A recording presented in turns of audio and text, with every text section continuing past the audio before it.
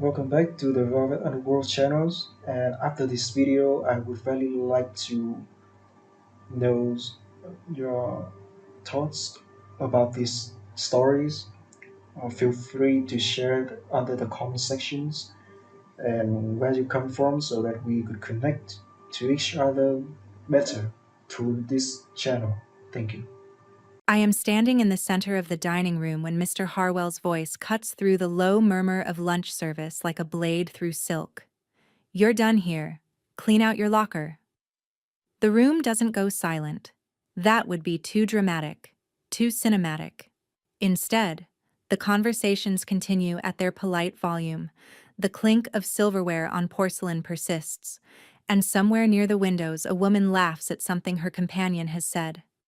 But I feel the attention shift. The kind of sideways awareness that comes when people sense conflict but don't want to be caught watching. My hands are still holding the empty dessert tray. I set it down on the nearest service station, keeping my movements slow and controlled, because if I rush, if I fumble, I'll shatter whatever composure I have left. "I'm sorry?" My voice comes out quieter than I intended. "You heard me?" Harwell's face is the particular shade of red that comes from fury contained behind professional courtesy. He's the floor manager here at the Laureate, one of those private club restaurants where memberships cost more than I make in a year. I've worked here for 8 months, long enough to learn the rhythm of the place, not long enough, apparently, to understand the rules. "I don't understand the child." He bites off each word. "You gave the child ice cream." I glance toward table 7, where the little girl is still sitting with her father. She's maybe 6 years old, dark hair pulled back in a blue ribbon, wearing a dress that probably cost more than my rent. She's eating the vanilla ice cream I brought her, swinging her legs beneath the chair, oblivious to the fact that her dessert just ended my employment. Her father is watching me. Not watching Harwell, not watching the scene unfolding in the middle of his lunch. Just watching me. He's the kind of man you notice without meaning to. Not because he's loud or demanding, but because of the stillness he carries. Even seated, he has a presence that makes the air around him feel denser. Dark suit, dark hair touched with gray at the temples, and eyes that I can feel from across the room. I've served him 3 times in the past month. He never speaks more than necessary, never complains. Tips exactly 20%, calculated to the dollar. "She asked for ice cream," I say to Harwell, keeping my voice level. "I brought her ice cream." "You brought her something that wasn't ordered. You made a decision without consulting the kitchen, without checking with me, and without regard for club policy." Harwell's hands are clasped behind his back, his spine rigid. "Mr. Volkov is one of our most valued members. You don't presume to know what his daughter needs." "She's a child who wanted ice cream." The words come out before I can stop them. It wasn't a presumption. It was ice cream. Something flickers across Harwell's face. Surprise, maybe, that I'm pushing back. I never push back. I've learned over the years that pushing back only makes things worse. But standing here with my livelihood disintegrating over a scoop of vanilla seems like such a profound injustice that I can't quite make myself bow my head and accept it. "Clear. Out. Your. Locker." Harwell turns on his heel and walks toward the kitchen, leaving me standing alone in the center of the dining room with everyone trying very hard not to stare. I should leave immediately. I should take what's left of my dignity and walk out. Instead, I make the mistake of looking back at table 7. The little girl is still eating her ice cream, but her father is still watching me. Our eyes meet for just a moment, and I see something there I can't quite name. Not pity, not amusement. Something more careful, more deliberate. Then I turn and walk toward the staff corridor, my spine straight, my hands steady, even though everything inside me is fracturing. The locker room smells like industrial detergent and the faint ghost of cigarette smoke that clings to some of the staff, despite the strict no-smoking policy. My locker is number 42, tucked in the corner near the maintenance closet.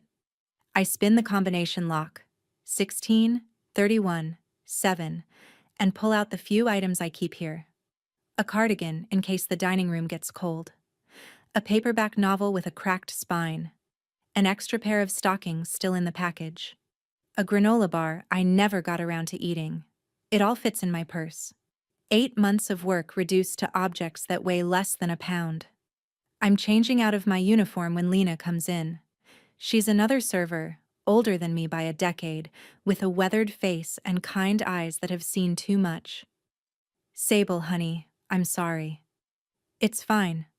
I fold my uniform blouse carefully, leaving it on the bench for whoever handles the laundry.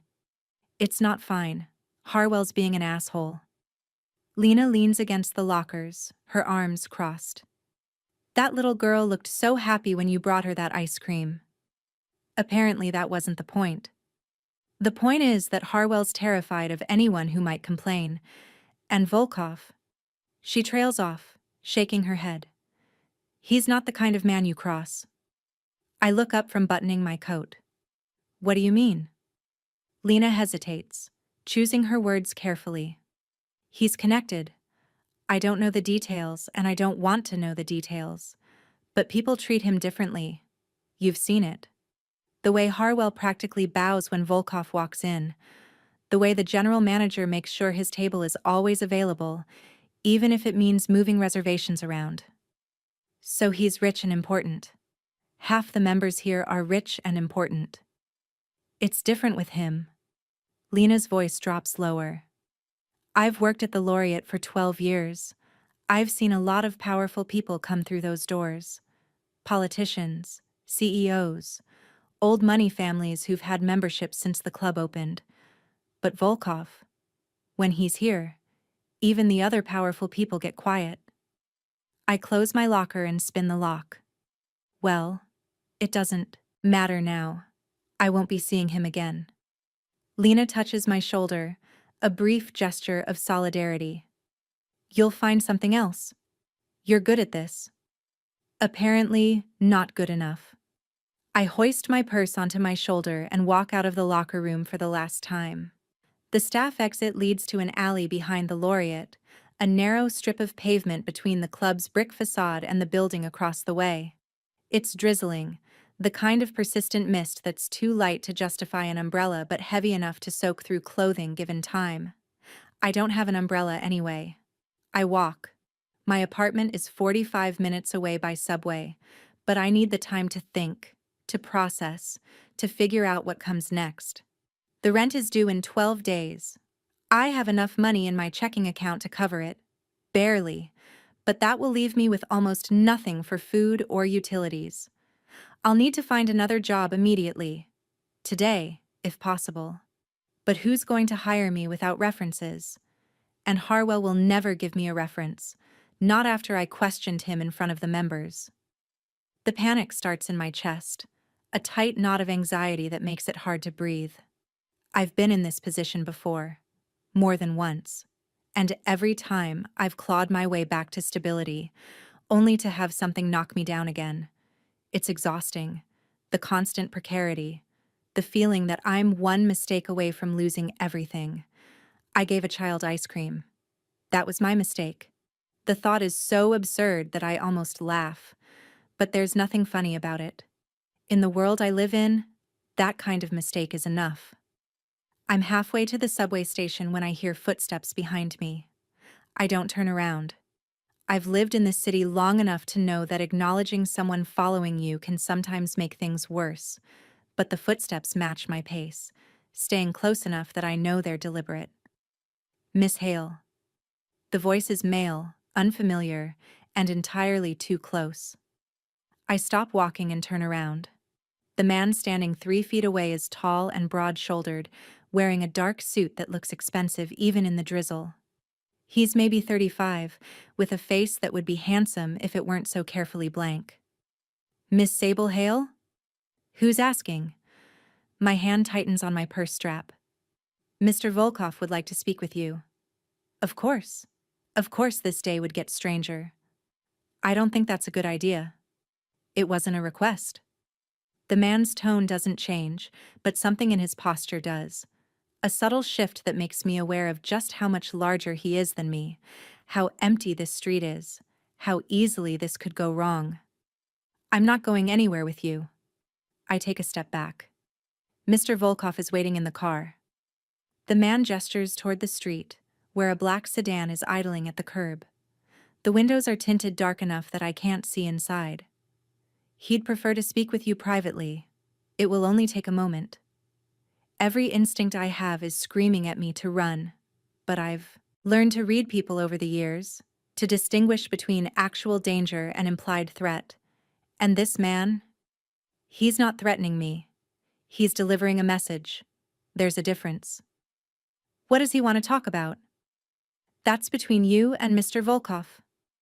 I look at the car, then back at the man. If I say no, then I'll tell Mr. Volkov you declined and you'll go about your day. The man's expression doesn't change. But he was very specific that he wanted to speak with you. He doesn't often make such requests. The way he says it makes me think that refusing might not be the smartest move. Not because of what this man will do, but because of what refusing Caspian Volkov might mean in ways I don't yet understand.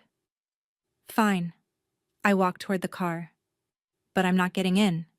He can roll down the window. The man nods, accepting this compromise without argument. He walks ahead of me and opens the rear door of the sedan, speaking briefly to whoever is inside. Architected scene dynamics establishing power, tension, and character foundation. I need to continue building this scene. Sable is approaching the car cautiously. This is her first direct interaction with Caspian Volkov.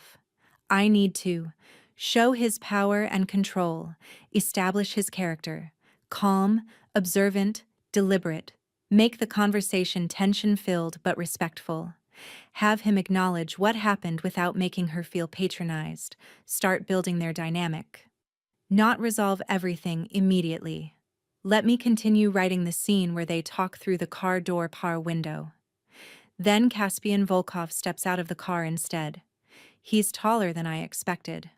At the table, seated, I could see his shoulders and his face, but standing he has several inches on me even though I'm not particularly short. He doesn't smile, doesn't offer a hand to shake, just looks at me with the same careful attention he had in the restaurant. Miss Hale. His voice is quiet, the kind of quiet that makes you lean in to hear better. I wanted to apologize. That's not what I expected. For what? For the scene in the dining room. You lost your position because of my daughter. He says it simply, as a statement of fact, rather than an expression of guilt. You didn't fire me, Harwell did. Because of my daughter, he repeats. The cause may be indirect, but the effect is the same. I shift my weight, uncomfortable with where this is going. Your daughter didn't do anything wrong. She asked for ice cream. I chose to bring it to her. Without permission, without following protocol. He tilts his head slightly. Why? Because she's 6 years old and she wanted ice cream. The words come out with more heat than I intended. Because making a child happy seemed more important than following protocol. Something changes in his expression. Not a smile, exactly. More like recognition. You were kind to her. Kindness should not be punished. Apparently, it should. Not by me.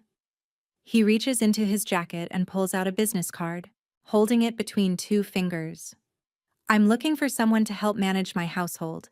The position includes room and board, full benefits, and a salary that I think you'll find more than adequate. I stare at the card without taking it. You're offering me a job. Yes. Because I gave your daughter ice cream. Because you showed kindness to my daughter without expectation of reward, and you were punished for it. His eyes haven't left my face. And because I believe you would be good at the work. You don't know anything about me. I know enough. He moves his hand slightly, drawing my attention back to the card. You've worked at the Laureate for 8 months. Before that, you were at the Meridian Hotel for a year. Before that, a corporate reception desk downtown. You're punctual, professional, and you avoid conflict when possible. You're also struggling financially, based on the fact that you walk to the subway instead of taking a taxi, and you eat the staff meal at work rather than bringing lunch from home. The fact that he knows these things should terrify me. Maybe it does. A little. But mostly I'm angry. You had me investigated. I pay attention. He says it without apology. And I make it my business to know the people in my orbit. I'm not in your orbit. I just served you lunch a few times. And now I'm offering you a position in my household. If you accept, you will very much be in my orbit. He steps closer, not threatening, just closing the space between us enough that I have to look up to meet his eyes. I understand if you need time to consider, but the offer is genuine, and it stands regardless of how long you need to think about it. I should say no. Everything about this situation is wrong. Strange men don't offer live-in positions to women they barely know. Powerful men don't chase down fired waitresses to give them jobs. And yet, what exactly would I be doing? I ask. Managing the household staff, overseeing my daughter's daily schedule, ensuring the home runs smoothly. He pauses. I'm not often there. My work keeps me occupied. But Iris needs stability, and the current arrangement isn't providing that. Iris. The name fits the little girl with the blue ribbon. She's 6, bright, curious, prone to asking questions that most adults can't answer. There's something in his voice when he talks about her. Not softness exactly, but a different quality, less controlled. She liked you. That's not common. I brought her ice cream. Most kids like people who bring them ice cream. She liked you before the ice cream. He finally lowers his hand, tucking the business card back into his jacket. You smiled at her when we first arrived. A real smile, not the professional courtesy that service workers are trained to give. You noticed her. I did notice her. She was hard to miss, sitting so still and quiet at the table while her father reviewed documents. Clearly bored but well-behaved. When I'd come to take their order, I'd caught her eye and smiled. And she'd smiled back with such sudden brightness that it had startled me. I need to think about it, I say finally. Volkov nods once, accepting this. He reaches into his jacket again, pulling out the business card a second time, and this time I take it. The card is heavy, expensive stock, with minimal information. Just a name, Caspian Volkov, and a phone number. Call when you've decided. He steps back toward the car. The position is yours if you want it. Then he's gone, sliding back into the sedan with a grace that seems at odds with his size. The door closes with a solid thunk, and the car pulls away from the curb, leaving me standing in the drizzle with a business card in my hand and absolutely no idea what just happened. I look down at the card. The paper is already starting to spot with moisture. I tuck it into my coat pocket and start walking again, my mind spinning through possibilities and dangers in equal measure. A job with room and board would solve my immediate problems. I wouldn't have to worry about rent or food, at least for a while. And if the salary is as good as Volkov suggested, I could start saving money, build up a cushion, have something to fall back on when this inevitably goes wrong, because it will go wrong. Things like this always do, but what if it doesn't? What if this is just a legitimate job offer from a man who happens to be wealthy and powerful and feels guilty that his daughter got me fired? Except Volkov didn't seem guilty. He seemed deliberate. Like this was a decision he'd made carefully, not an impulsive gesture of compensation. I reach the subway station and descend into the familiar underground world of tile and fluorescent light, and the smell of hot metal and humanity. The platform is crowded with the lunch hour rush, people packed shoulder to shoulder, everyone avoiding eye contact in that particular city way. When the train arrives, I squeeze into a car that's already too full and grab a pole for balance, A man beside me is listening to music so loud I can hear it through his headphones. A woman across from me is reading a romance novel with a shirtless man on the cover. A teenager near the door is arguing with someone on her phone about meeting up later. Normal life. Normal people doing normal things. I wonder what they would think if they knew I was standing here considering a job offer from a man Lena called connected. A man who apparently commands so much power that even other powerful people get quiet when he's around. I should Google him. That's the first thing I should do when I get home. Find out who Caspian Volkov really is. The train lurches forward, and I sway with the motion, my hand tight on the pole. Through the window, I watch the tunnel walls slide past in a blur of darkness interrupted by occasional lights. By the time I reach my apartment, the drizzle has turned into proper rain. I'm soaked through, my coat heavy with water, my hair plastered to my face. I climb the 4 flights of stairs to my unit. The elevator has been broken for 3 weeks, and let myself into the small studio that's been home for the past year. It's not much. A bed against one wall, a kitchenette that's really just a hot plate and a mini fridge, a bathroom the size of a closet. But it's mine.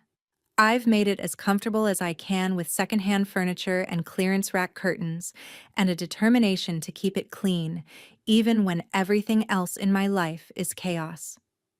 I drop my purse on the bed and peel off my wet coat, hanging it over the back of the single chair I own.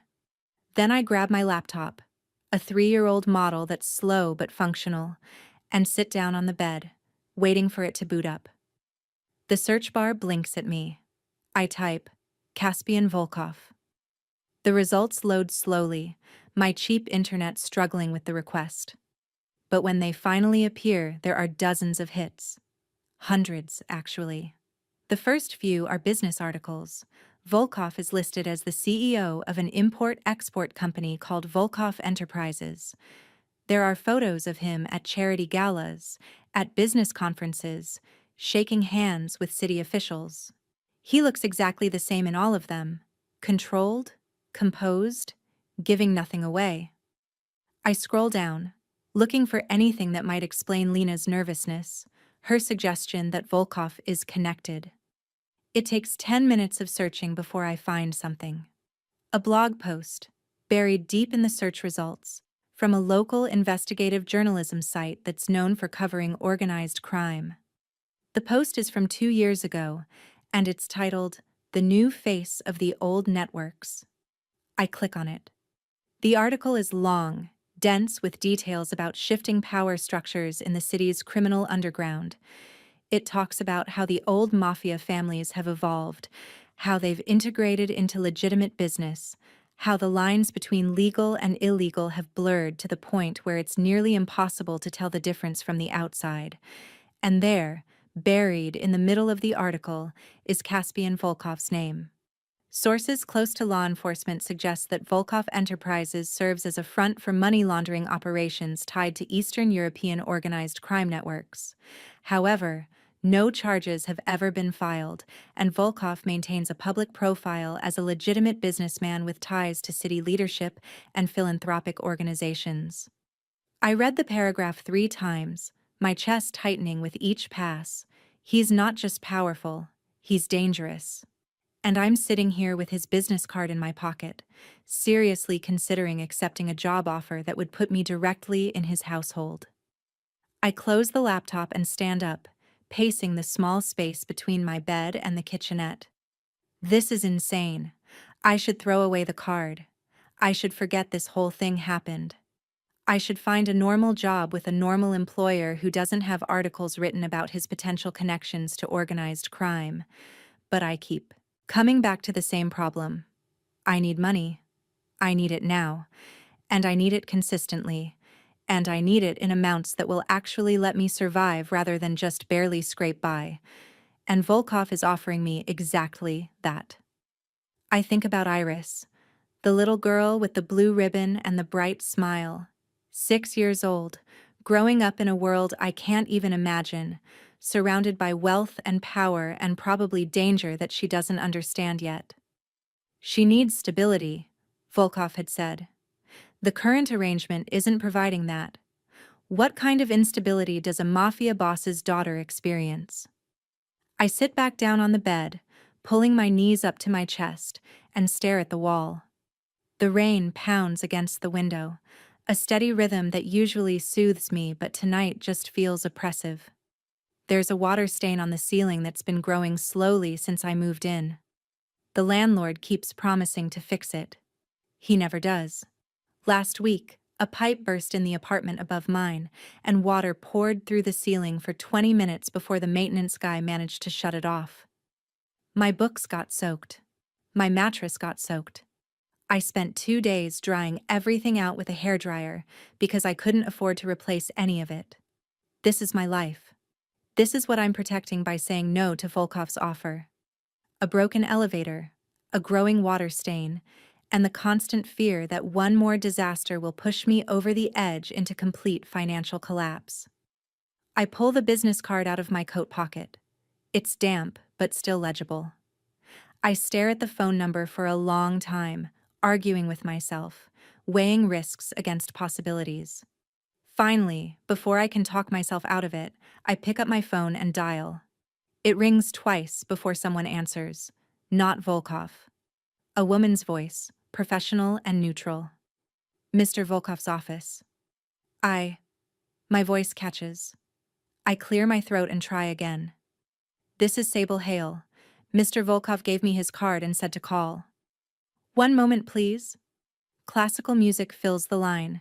Something baroque, precise, and mathematical. I listen to it for what feels like hours but is probably less than a minute. Then Volkov's voice replaces the music.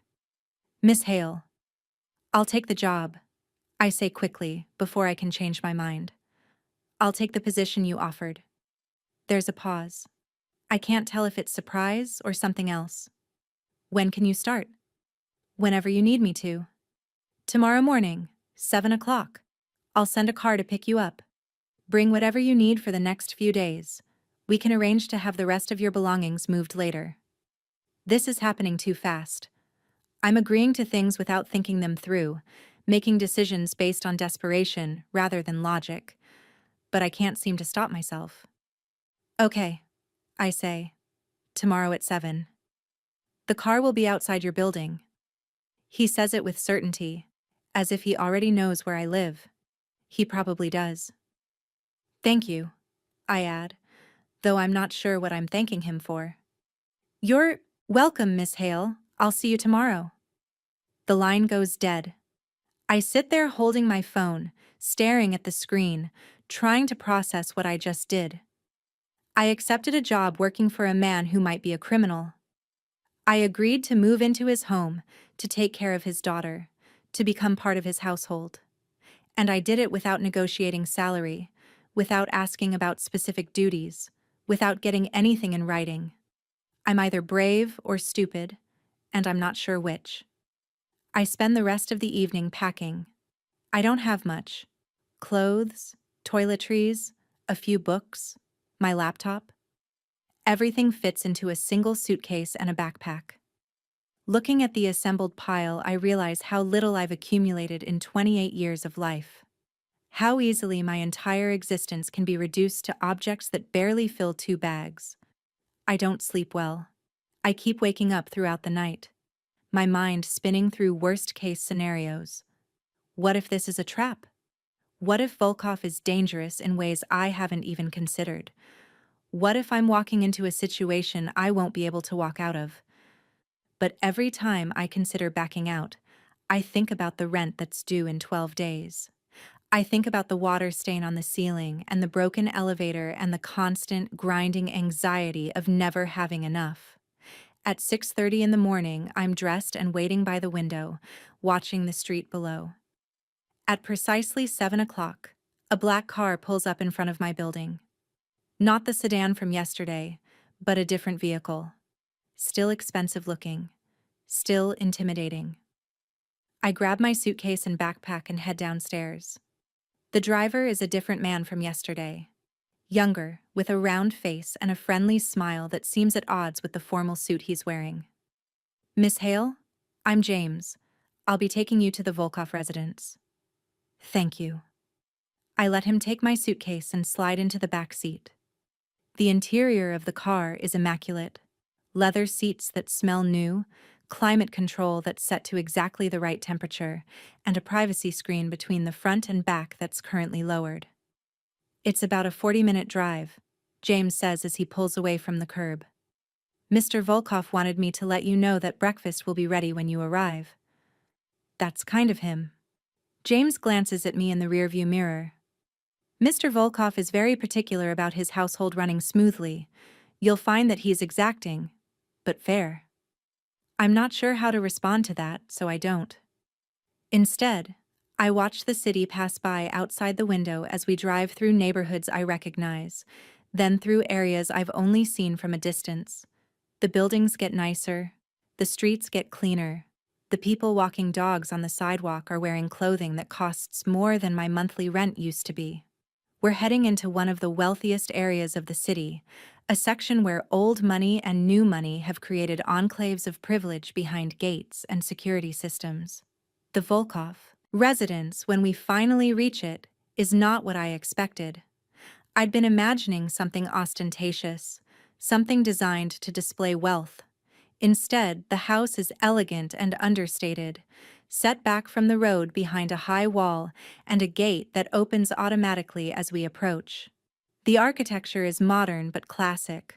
All clean lines and large windows, surrounded by mature trees that provide privacy without feeling oppressive. James pulls up to the front entrance and comes around to open my door. Welcome to the residence, Miss Hale. I step out of the car and the front door opens before I can even approach it. A woman in her 50s emerges, dressed in a crisp gray dress that speaks of professional household management. She has kind eyes but a serious expression. Miss Hale, I'm Mrs. Chen. I oversee the household staff. She offers her hand and I shake it. Mr. Volkov is in a meeting, but he asked me to show you around and get you settled. Thank you. Mrs. Chen gestures for me to follow her inside. The foyer is spacious but not overwhelming, with polished wood floors and artwork on the walls that looks original rather than mass-produced. Everything is immaculate, from the fresh flowers on the side table to the way the morning light falls through the windows. The household consists of myself, James, who you've met, a chef named Anton who comes in daily, two housekeepers who work rotating schedules, and a groundskeeper who maintains the exterior. Mrs. Chen explains as we walk. Your role will be to coordinate all of this, to manage Iris's schedule, and to serve as Mr. Volkov's personal assistant for household matters.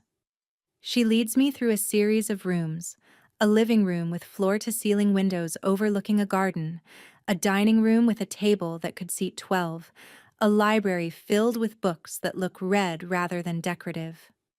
This is the family wing, Mrs. Chen says, opening a door that leads to a quieter corridor.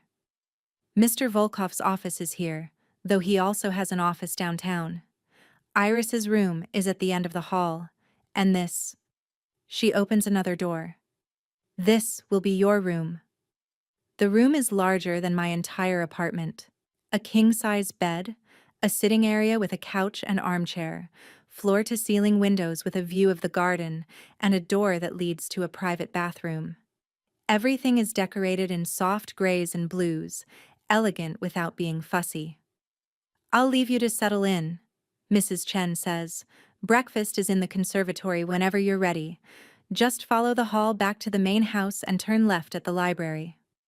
She leaves, closing the door behind her, and I'm alone in a room that feels like it belongs in a magazine spread rather than in my actual life.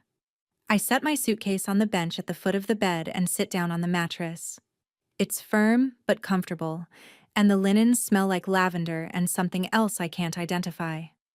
Expensive detergent, probably. This is real. I'm actually here, in Caspian Volkov's house, about to start a job that I barely understand for a man who might be dangerous. I should be terrified.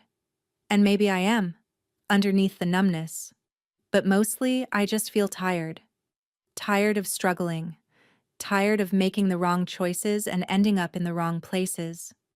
Tired of being alone in a city that doesn't care whether I survive or not. At least here, for now, I'm not alone. And I'm not worrying about where my next meal is coming from or whether I can pay rent. I unpack my few belongings, hanging clothes in a closet that's 3 times the size it needs to be, arranging toiletries in a bathroom that has heated floors and a shower with multiple heads. Then I follow Mrs. Chen's directions back through the house to the conservatory. The conservatory is a glass-walled room filled with plants and morning sunlight. A table is set for one, with fresh fruit, pastries, eggs, and coffee that smells better than anything I've made for myself in months. I sit down and eat slowly, savoring each bite, trying not to think about how surreal this all is. I'm finishing my coffee when I hear footsteps. I look up, expecting Mrs. Chen, but it's Caspian Volkov who enters the conservatory. He's dressed more casually than I've seen him before, in dark slacks and a white shirt with the sleeves rolled up to his elbows. It makes him look slightly less intimidating. Only slightly. Good morning, Miss Hale. He pours himself a cup of coffee from the carafe on the sideboard. I trust you found everything satisfactory? Yes, thank you. The room it's more than I expected. You'll be living here. You should be comfortable. He sits down across from me, cradling his coffee cup in both hands. Mrs. Chen will spend today going over the household routines with you. Tomorrow, you'll start working with Iris. Does she know I'm here? She will. She's still asleep right now, but I'll introduce you at lunch. His eyes study me over the rim of his cup. You're nervous. It's not a question. A little. Understandable. This is a significant change. He sets down his cup. But I want to be clear about something. You can leave at any time. This is a job, not an obligation. If you decide it's not the right fit, you tell me, and we'll make arrangements for your departure. No consequences, no retribution. The way he says retribution makes me think he's aware of what people say about him, what people fear about him. Okay, I say quietly. I need someone who will look after Iris's well-being, not just her schedule, but her happiness, her development. He leans back in his chair, his posture relaxed, but his gaze intense. She's been through a difficult transition. Her mother passed away 2 years ago. I'm sorry. He acknowledges this with a slight nod.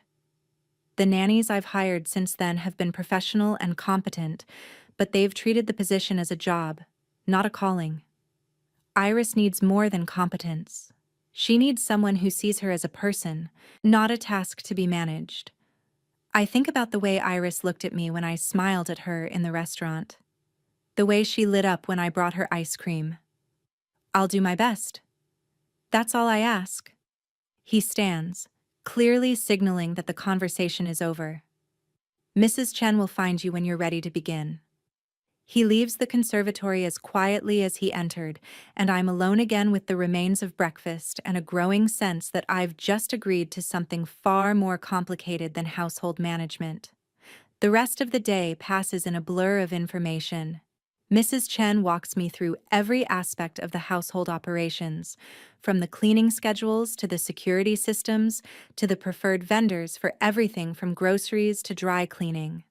She shows me the household accounts, the budget spreadsheets, the calendar that coordinates everyone's movements. Mr. Volkov is very particular about certain things, she explains. He likes his morning coffee at exactly 6:30. He prefers silence during breakfast unless Iris is present. He doesn't tolerate tardiness or disorder. Noted. He's also generous to staff who prove reliable. The health insurance is excellent. The retirement contributions are above industry standard, and he pays annual bonuses based on performance. I'm starting to understand that working for Volkov is like working for a small corporation, complete with benefits and performance reviews and hierarchies. Except this corporation happens to be run out of a private home by a man who may or may not have ties to organized crime. By the time Mrs. Chen finishes the orientation, it's nearly noon. She leads me back to the conservatory, where lunch has been set out. 3 places this time. Volkov is already there, standing by the windows with his phone to his ear, speaking in what sounds like Russian. He sees us enter and ends the call immediately. And then Iris appears.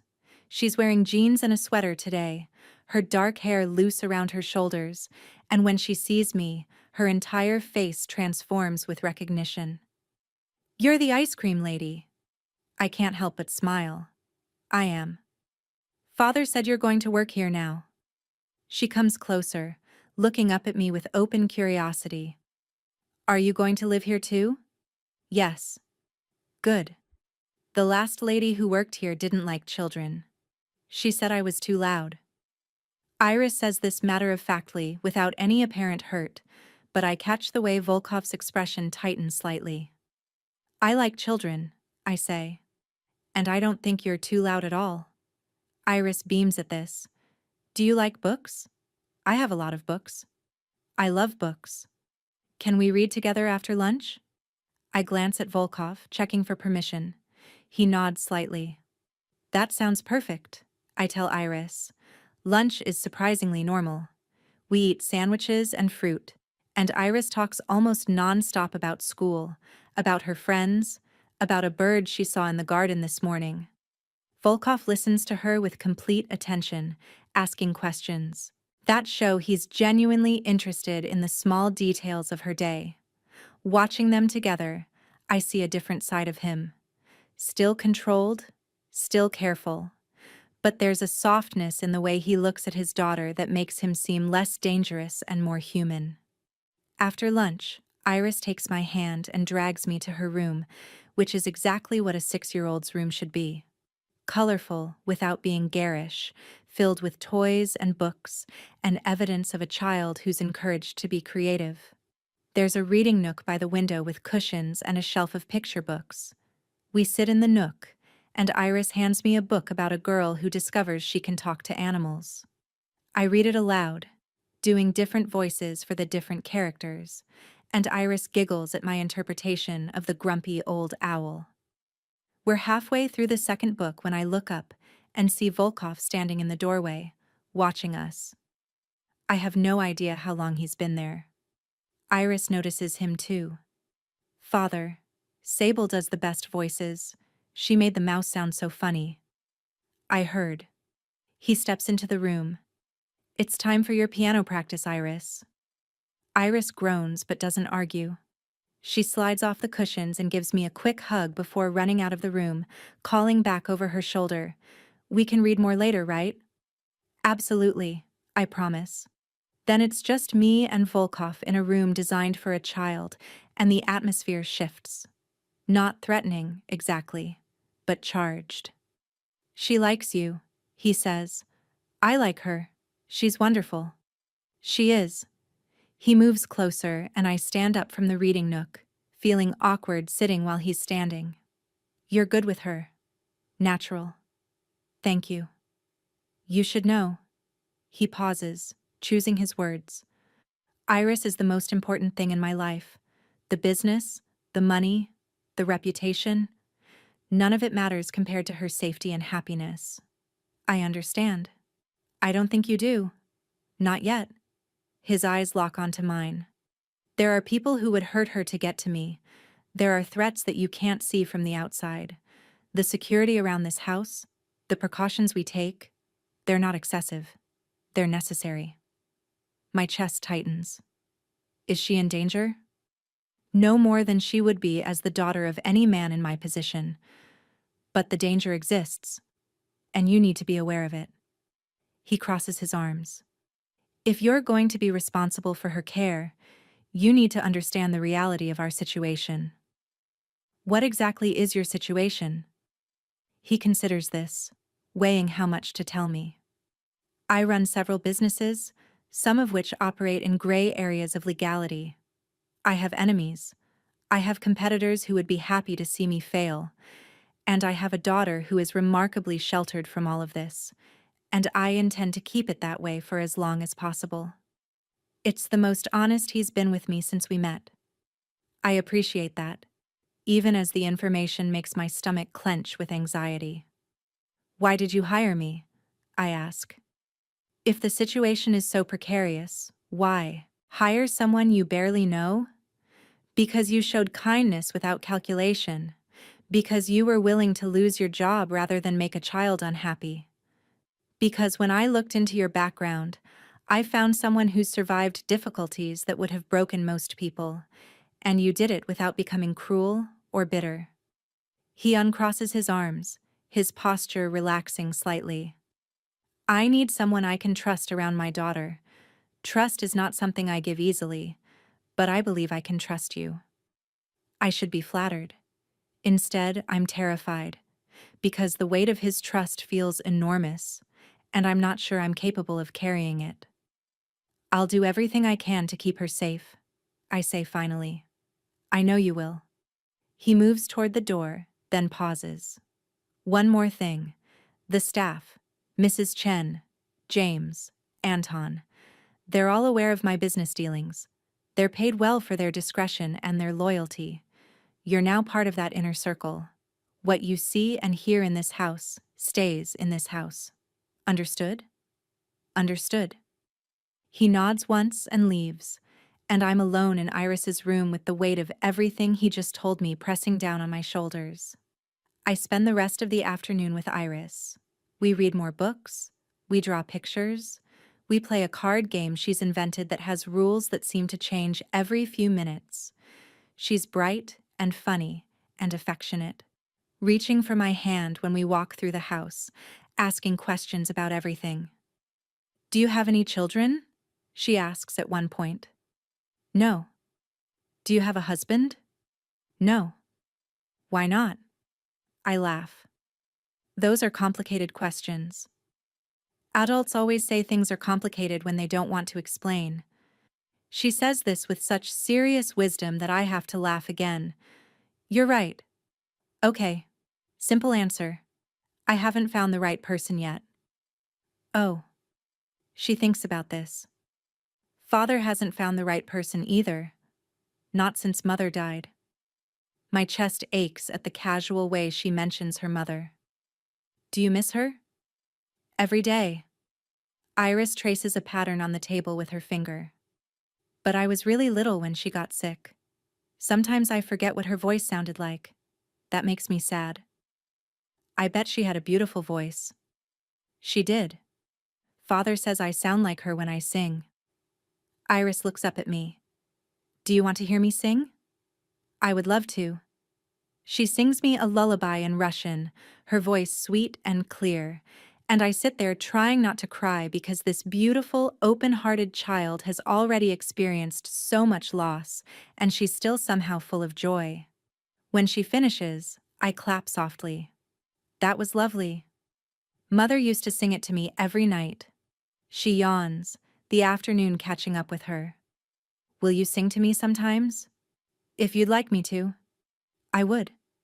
She climbs into my lap without asking permission, nestling against my shoulder.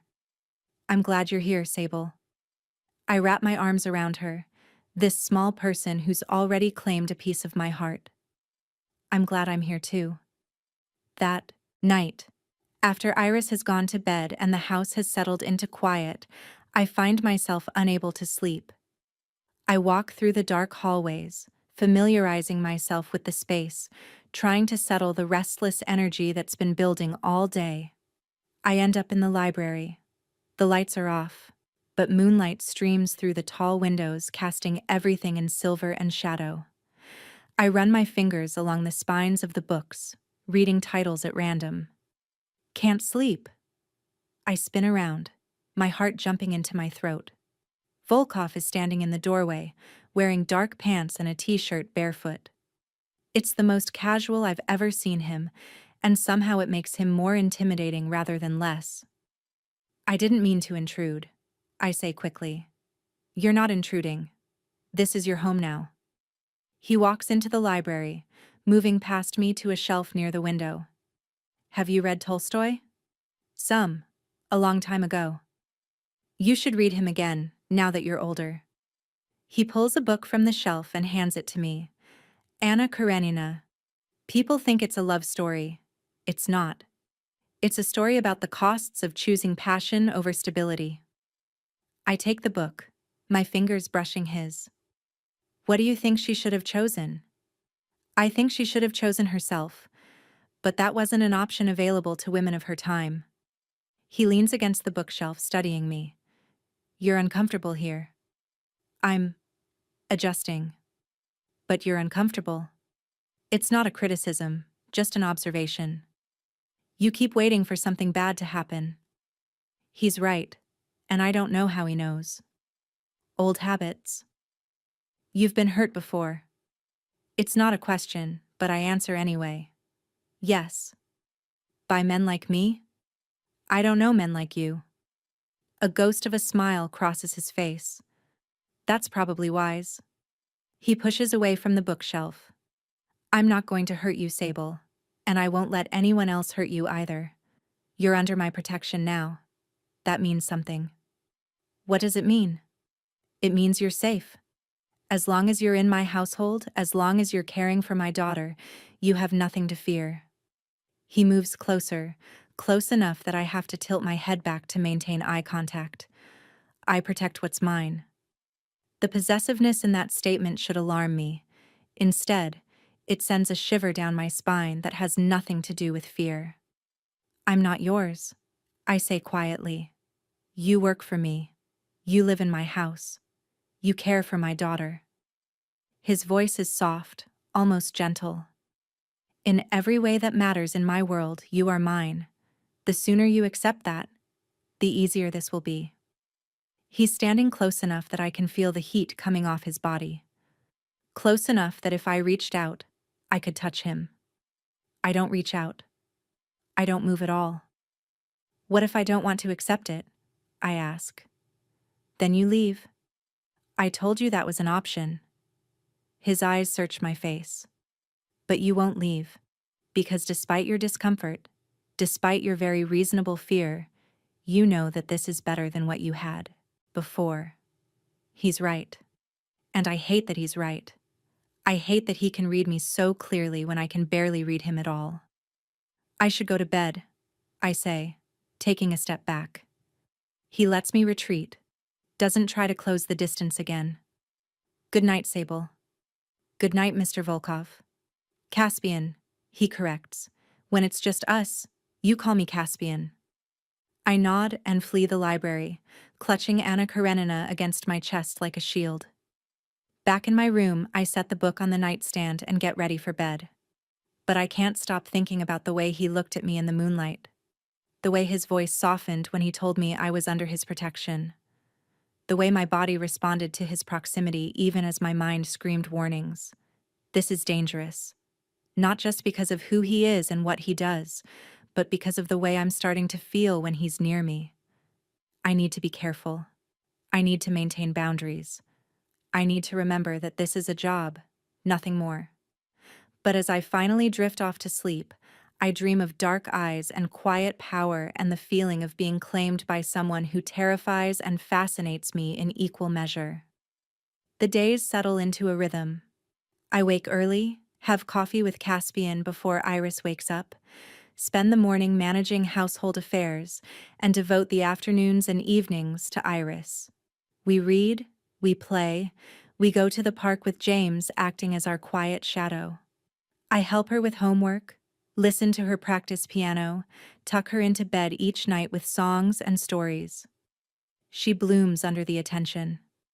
Mrs. Chen tells me that Iris is happier than she's been in months, more settled, more secure. And Caspian watches it all with those dark, knowing eyes. He's often gone during the day, disappearing to his downtown office or to meetings that are never explained.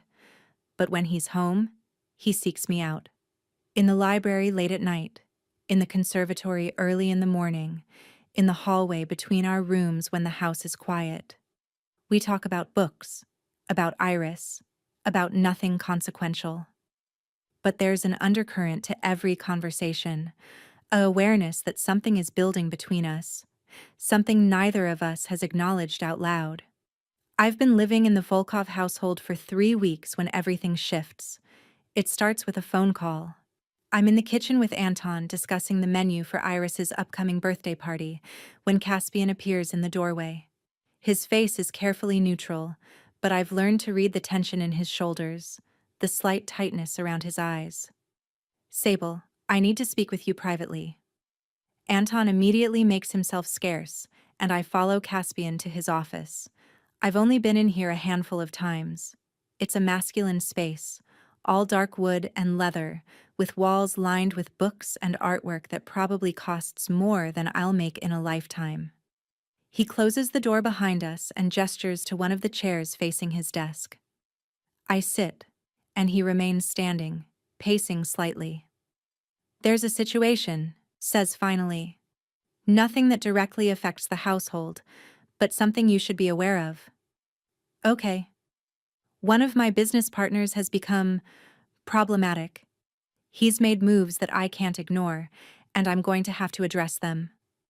He stops pacing and looks at me directly. This may result in some increased tension, possibly some security concerns. My stomach clenches. What kind of security concerns? The theoretical kind, mostly. But I'm going to be increasing the security presence around the house. You may notice additional personnel.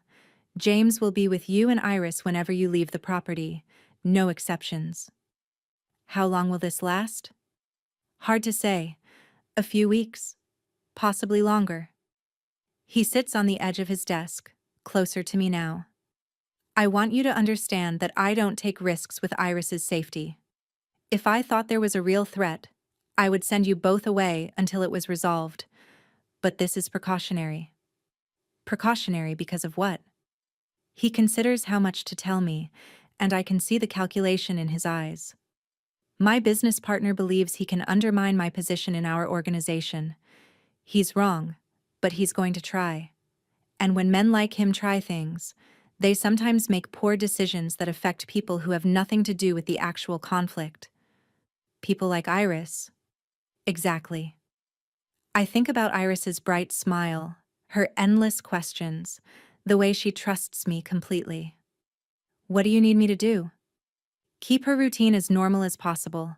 Don't let her see that you're worried. And if James or any of the security staff tell you to do something, you do it immediately without question. Understood.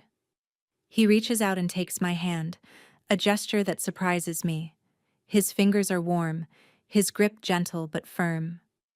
I won't let anything happen to either of you. I know. And I do know. Whatever else Caspian Volkov might be, he's a man who protects what he considers his.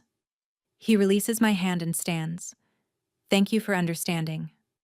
I stand as well, smoothing down my skirt. Can I ask you something? Always. The man who's causing problems. What will you do about him?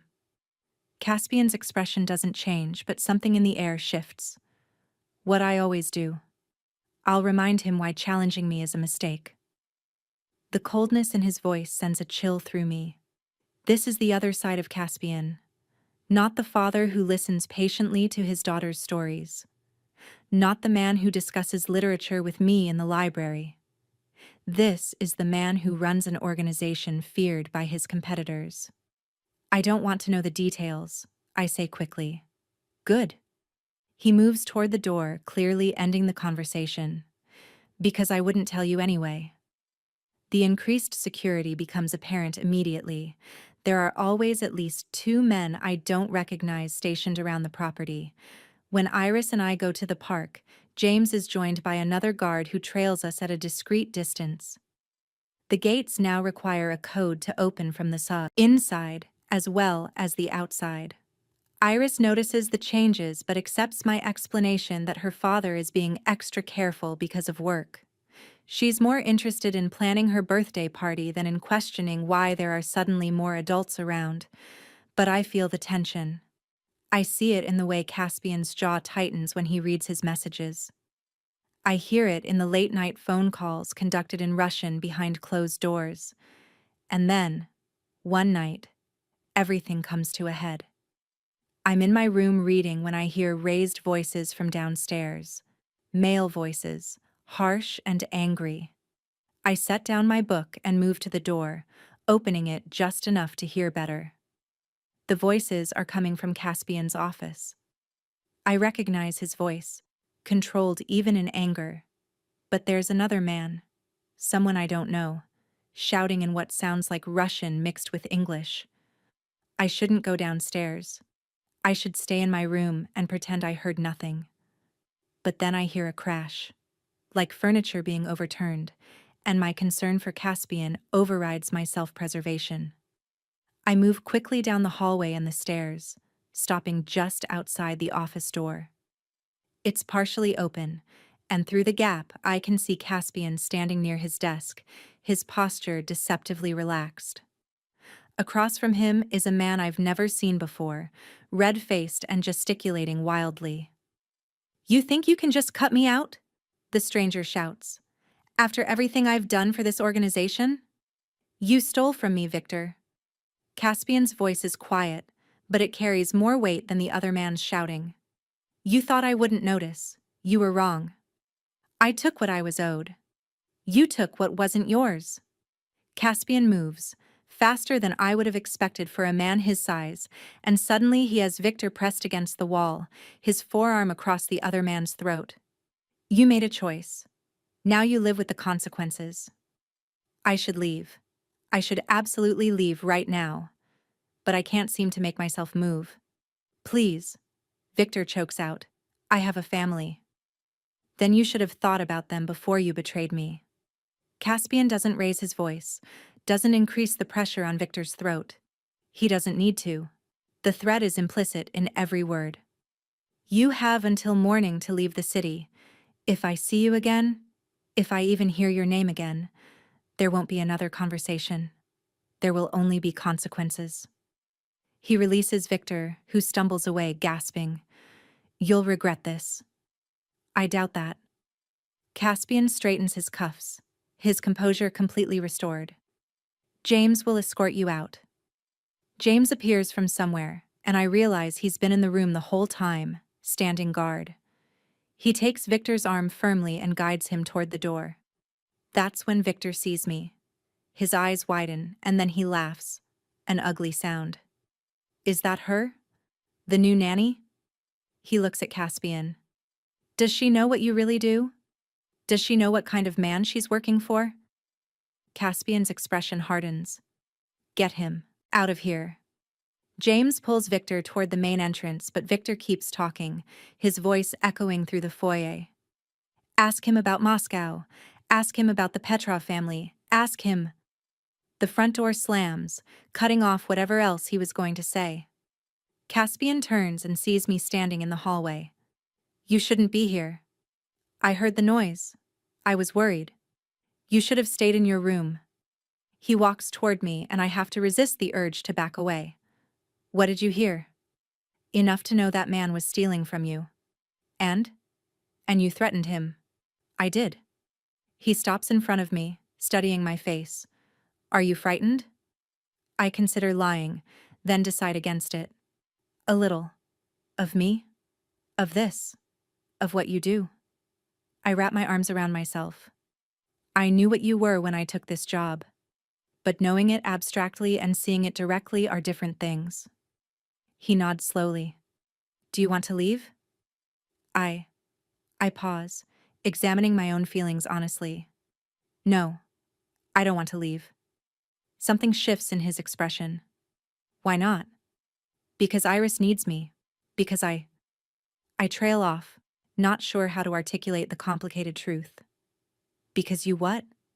He moves closer, eliminating the space between us. "Because I trust you," I say finally. I don't know why. I shouldn't. But I do. His hand comes up to cut my face, his thumb brushing across my cheekbone.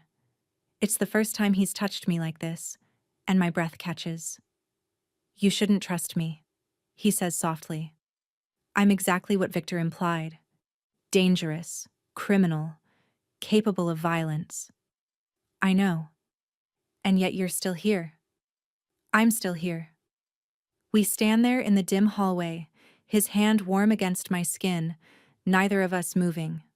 The moment stretches, charged with everything we haven't said, everything we've been carefully dancing around for weeks. Then he drops his hand and steps back. Go to bed, Sable. We'll talk about this another time. Caspian, go. It's not harsh, but it's final. I go, but I don't sleep. I lie awake thinking about the way he looked at me, the way his touch felt, the way my body responded even as my mind cataloged all the reasons this is a terrible idea. I'm falling for him. Despite everything. Despite the danger and the complications and the fundamental impossibility of anything real between us, I'm falling for Caspian Volkov. And that might be the most dangerous thing of all. The next morning, Caspian is gone before I wake up. Mrs. Chen tells me he had urgent business downtown and won't be back until late. I spend the day with Iris, trying to act normal, trying not to think about last night. But Iris is perceptive. Is everything okay, Sable? Everything's fine, sweetheart. Father seemed upset this morning. He didn't smile at breakfast. I pull her into a hug. Your father has a lot of responsibility. Sometimes that's stressful. Do you think he's lonely? The question catches me off guard. What makes you ask that? He's always alone. Even when we're with him, he seems separate. She pulls back to look at me. Mother used to make him laugh. I haven't heard him really laugh since she died. My heart aches for this child who's trying to understand loss and loneliness at 6 years old.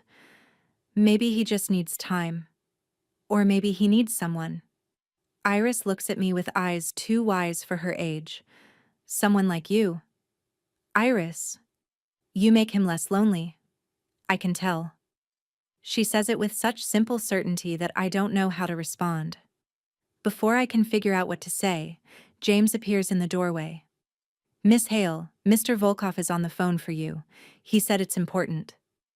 I follow James to the office and pick up the phone. Hello? Sable. Caspian's voice is tight with tension. Listen carefully. Victor was found dead this morning. Suicide, apparently. The police may want to speak with me, which means they may want to speak with household staff as well. My stomach drops. He killed himself? That's the official story. The way he says it makes it clear that he doesn't believe it. If the police come to the house, you tell them the truth about last night. Victor was here. We had a discussion. He left. Nothing more. Do you understand? Yes. Good. I'll be home soon. Don't let Iris out of your sight. He hangs up without saying goodbye. I set down the phone with shaking hands. Victor is dead. Whether he actually killed himself or whether something else happened, he's dead. And I was the last person other than Caspian and James to see him alive. This is what Caspian's world looks like. This is the reality of the life he leads. People who cross him end up dead, and the official stories never quite add up to the truth. I should be horrified. I should be packing my bags right now. Instead, I go find Iris and suggest we bake cookies, and I pretend that everything is normal while my world quietly tilts on its axis. The police don't come that day, or the next. Caspian returns home late that first night, looking exhausted but composed. He finds me in the library because of course he knows that's where I'll be. Are you all right? He asks. I should be asking you that. I didn't care about Victor. I care about you. He sits down beside me on the couch, closer than he's ever sat before. About whether this is too much for you? Is it true? Did he kill himself? Caspian doesn't answer immediately. When he does, his voice is careful. The police are calling it suicide. There's evidence to support that conclusion. That's not what I asked. I know. He looks at me directly. What do you want me to say, Sable? That I'm a good man? That I only hurt people who deserve it? That there's a moral code to what I do? I want you to tell me the truth. The truth is complicated. Victor made choices that put him at odds with powerful people. Whether he jumped or was pushed, the result is the same. He's gone, and the organization moves forward. And you feel nothing about it. I feel satisfaction that a problem has been resolved. I feel relief that Iris is safer without him in the picture. I feel... He pauses. I feel concern that you're looking at me differently now. I am looking at you differently. Something painful flashes across his face. I understand if you need to leave. I'm not leaving. The words come out firm, certain. I'm angry that you won't just be honest with me about what happened. I'm scared of what your life means for Iris. But I'm not leaving. He reaches for my hand, threading his fingers through mine. Why not? Because Iris needs me. Because... I take a breath, making a choice. Because I'm in too deep to walk away now. In too deep with the job or in too deep with me? My heart hammers against my ribs. Both. He pulls me closer, his free hand coming up to cradle the back of my head. We're so close now that I can see the fine lines around his eyes, the silver threading through his dark hair at the temples. This won't end well, he says quietly. Men like me don't get happy endings. Maybe we don't need a happy ending. Maybe we just need this. He kisses me then, and it's nothing like I expected. Not aggressive or demanding. Instead, it's gentle, almost reverent, like he's been waiting for this, and now that it's happening, he wants to savor every second. I kiss him back, my hands fisting in his shirt, all my carefully maintained boundaries dissolving in the space between one heartbeat and the next. When we finally break apart, we're both breathing hard. This changes everything, he says. I know. I can't promise you safety. I can't promise you normalcy. I'm not asking for promises. I touch his face, tracing the line of his jaw. I'm just asking for honesty, for as much of the truth as you can give me. He turns his head and presses a kiss to my palm. I'll give you everything I can, but there will always be parts of my life that I keep separate. Not because I don't trust you, but because knowing certain things would put you in danger. I understand. Do you? His eyes search mine. Do you really understand what it means to be with me? Probably not completely, but I'm willing to find out. He kisses me again, deeper this time, and I let myself fall into it. Into him. Into this impossible situation that should terrify me, but instead feels like coming home. We don't sleep together that night. We just sit on the couch in the library, his arm around me, my head on his shoulder, talking quietly about everything and nothing until the early hours of the morning. When I finally go back to my room, I feel changed, not frightened or uncertain, but resolved. I'm choosing this, choosing him. Choosing a life that's complicated and dangerous and probably unwise, but for the first time in longer than I can remember, I feel like I'm choosing rather than just surviving. The next few weeks pass in a strange kind of domestic bliss. During the day, I'm Iris's caregiver and household manager. During the evenings, after Iris is asleep, I'm Caspian's something. Not quite girlfriend. Not quite partner. Something undefined that exists in the spaces between what we are to the world and what we're becoming to each other. We're careful around Iris. She's too young to understand the complexity of adult relationships, and Caspian wants to protect her from confusion while she's still grieving her mother. So in front of her, we maintain professionalism. But I catch the way he looks at me across the dinner table, the way his hand lingers when he passes me something, the way his whole demeanor softens when I enter a room. Mrs. Chen knows. I can tell by the knowing looks she gives me, but she doesn't say anything. The staff has been with Caspian long enough to understand that discretion is paramount. Iris's birthday party happens on a Saturday afternoon. We've transformed the garden into a wonderland of balloons and streamers, and a dozen of her school friends arrive with their nannies or parents. I spend the afternoon managing games and cake and present opening, watching Iris light up with joy. Caspian is there too, more relaxed than I've ever seen him in public, actually laughing at the children's antics. He catches my eye at one point, and the look he gives me is so full of warmth that I have to look away before I start crying. This is what a normal life could look like. This is what happiness feels like. But that night, after the party is cleaned up and Iris is in bed, exhausted and happy, Caspian sits me down in his office with an expression I recognize as serious. "I need to go to Moscow," he says. "There are business matters that require my personal attention." My chest tightens. "How long will you be gone?" "A week, possibly 2. He takes my hand. "I want you and Iris to come with me." "To Moscow?"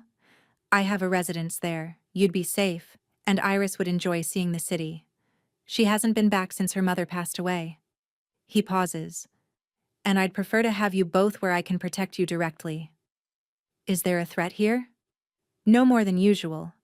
But Victor wasn't working alone, and while the situation has been resolved, I'd feel better knowing you're with me.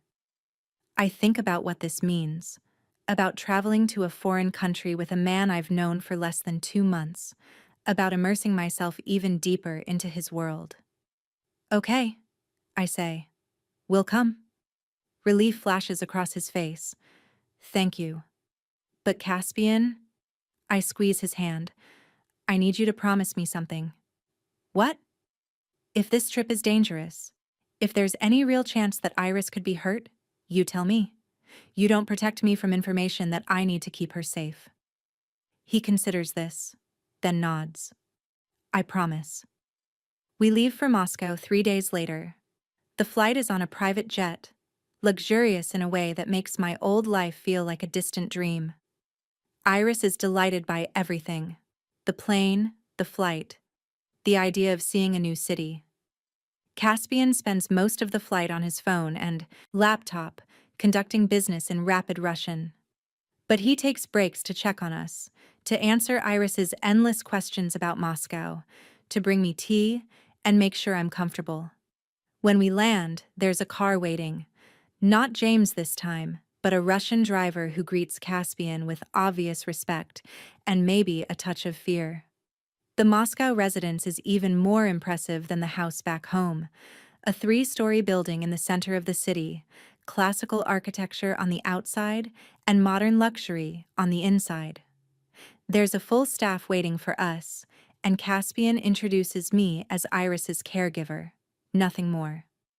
That first night, I put Iris to bed in a room that's been prepared for her, complete with toys and books in both Russian and English.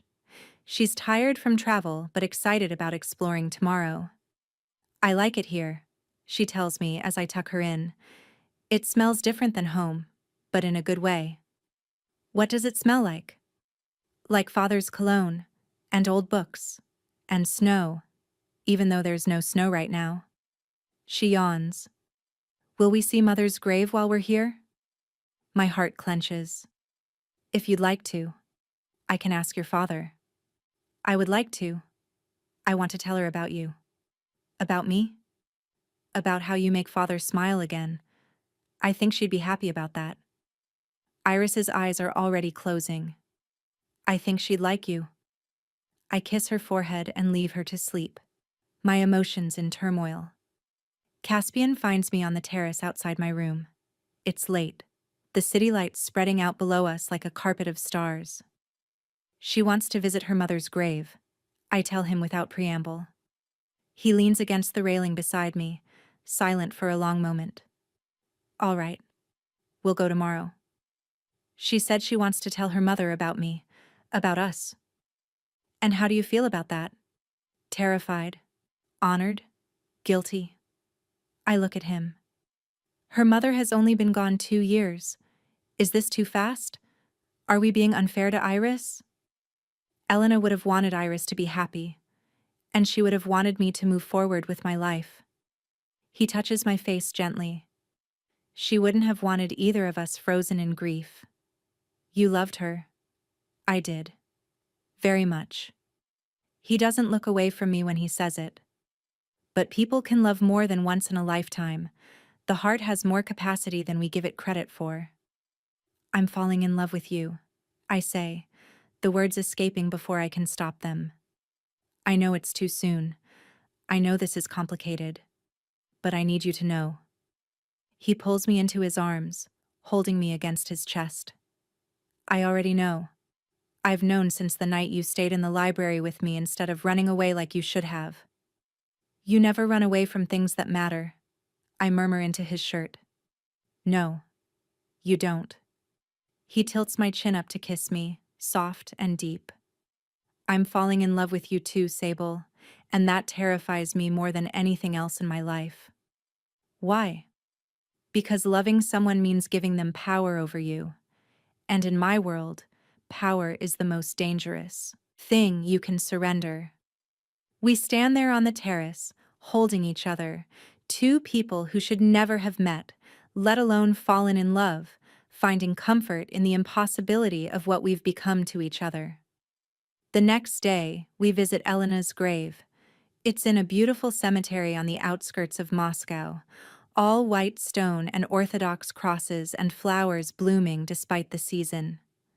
Caspian hangs back, letting Iris and me approach the grave alone.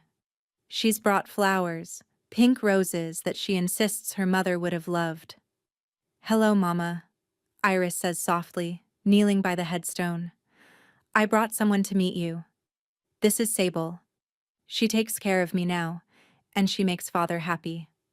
I think you'd like her. I kneel beside her, my throat tight with emotion. Sable, this is my mama, Elena Volkova.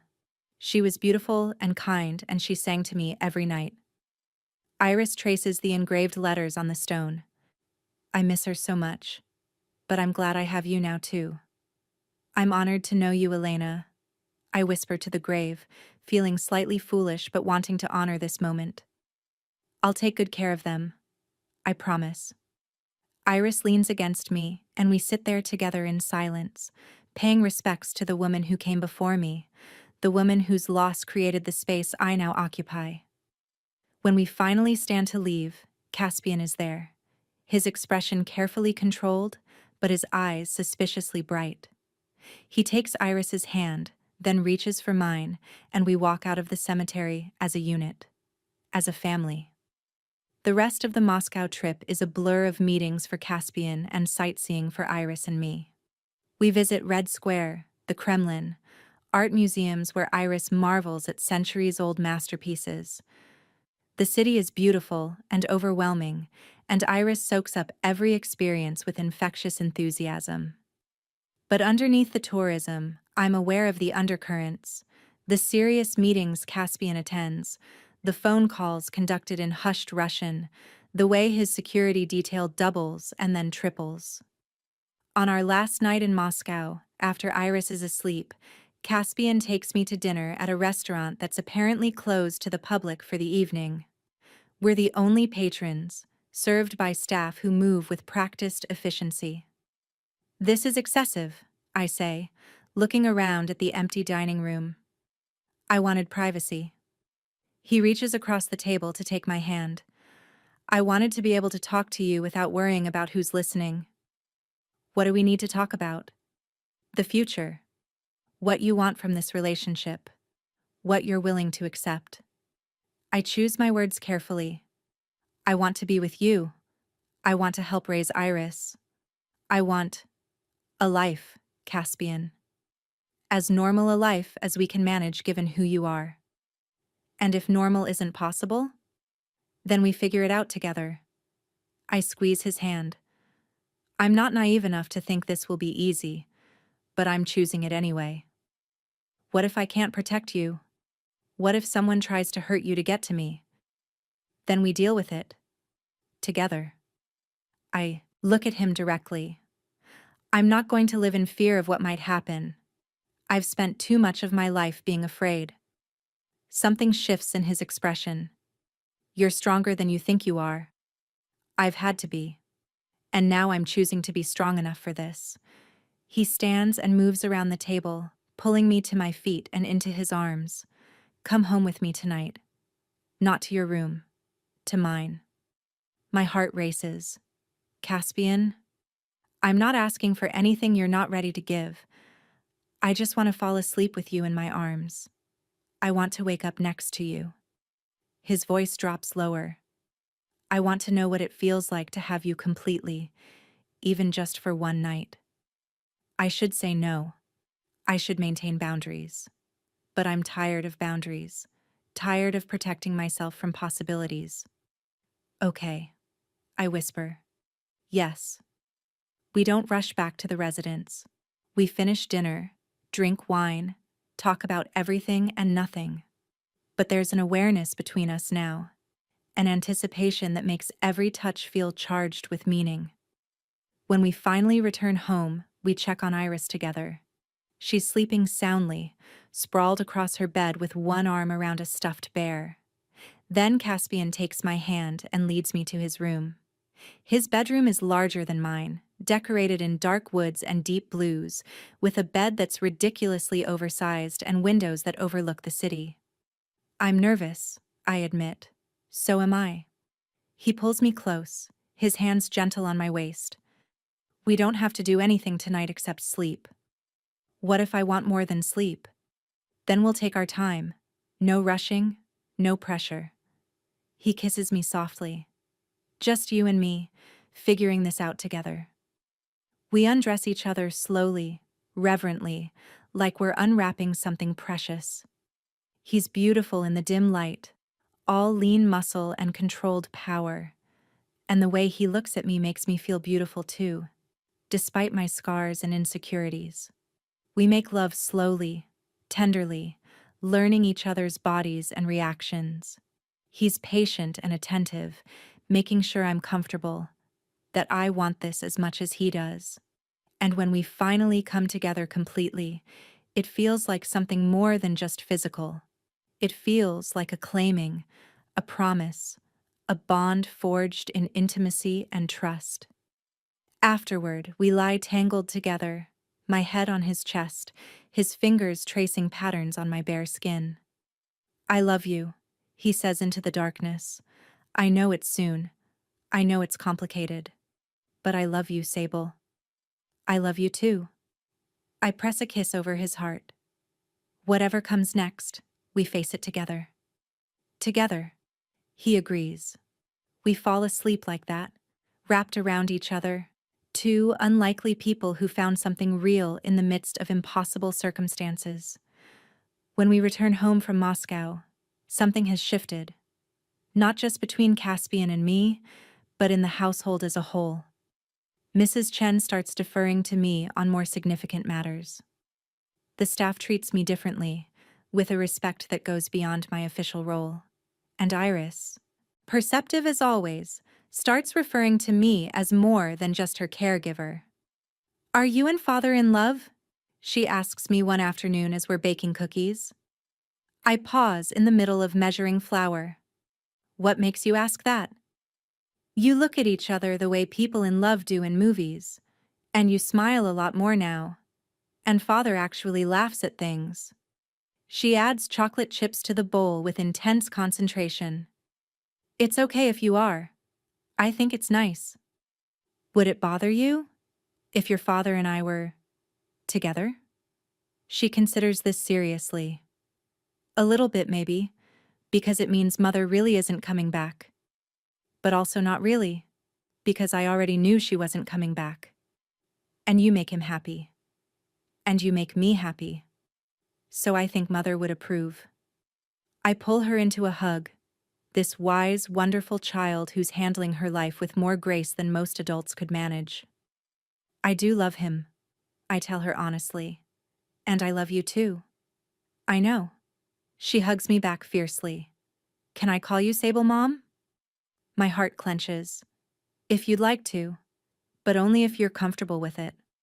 I'm comfortable with it. She pulls back and grins at me. Now can we finish these cookies? I want to give some to father when he gets home. That night, After Iris is in bed, I tell Caspian about the conversation. Sable Mom, he repeats, a smile playing at the corners of his mouth. She's claimed you completely. Is that okay with you? It's more than okay. He pulls me down onto his lap. I've been thinking about our future, about making this official. My heart starts racing. Official how? I want you to marry me.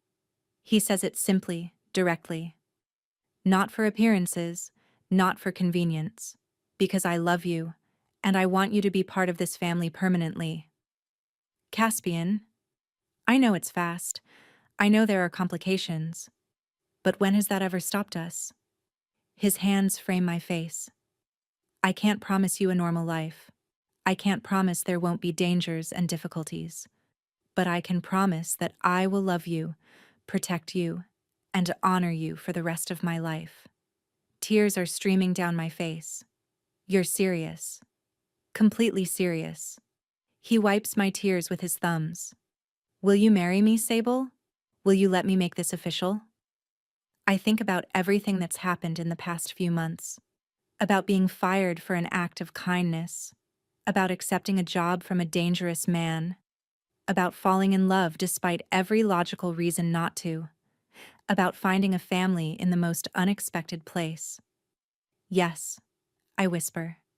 Yes, I'll marry you. He kisses me then, deep and passionate, sealing the promise we've just made to each other. The next morning, we tell Iris together. She shrieks with delight and launches herself at both of us, nearly knocking us over with her enthusiasm. Can I be a flower girl? Can I help plan the wedding? Can I pick out my dress? The questions tumble out one after another. Yes to all of it, Caspian tells her, grinning in a way I've never seen him grin before. We plan a small ceremony, just close friends and essential family. Caspian's world doesn't lend itself to large public celebrations, and I've never been one for spectacle anyway. What matters is the commitment, the promise, the choice to build a life together. The day of the wedding is perfect. We get married in the garden of the house, surrounded by flowers and the people who matter most. Iris walks down the aisle ahead of me in a dress she picked herself, scattering rose petals with serious concentration. When I reach Caspian at the altar, he takes my hands and I see everything I need to see in his eyes. Love, commitment, the promise that he will do everything in his power to protect this fragile, beautiful thing we've built. We exchange vows that we wrote ourselves. I promise to love him despite the complications, to support him through difficulties, to be a mother to Iris and a partner to him. He promises to honor me, to keep me safe, to share as much of his life with me as he can. When he kisses me, Iris cheers, and I hear Mrs. Chen sniffle from her seat in the front row. The reception is small, but joyful.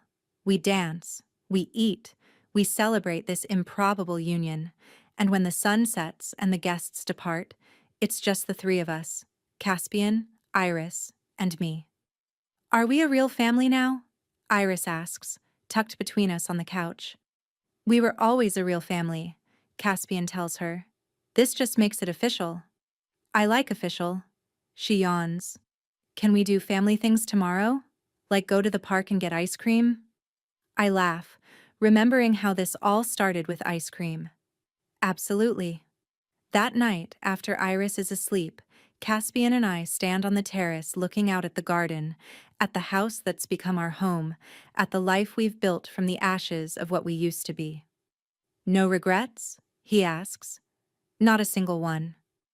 I lean against him, feeling his arms come around me. This is exactly where I'm supposed to be.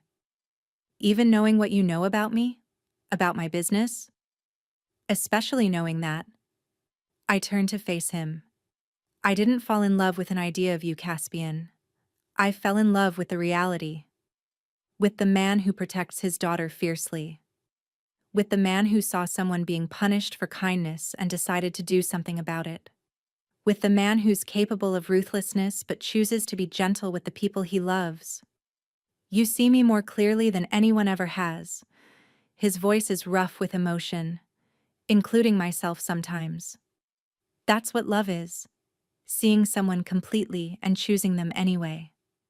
He kisses me under the stars, in the garden where we were married, in the home where we'll raise Iris and build our life together. It's not a fairy tale. There will be challenges ahead, complications that come from loving a man who walks the line between legal and criminal. There will be dangers and difficulties and moral ambiguities I'll have to navigate. But standing here in his arms, I know I've made the right choice, because sometimes the most dangerous decision is also the most necessary one. Sometimes falling is the only way to learn that someone will catch you. And sometimes the darkness isn't something to fear. It's just the shadow cast by light from an unexpected source.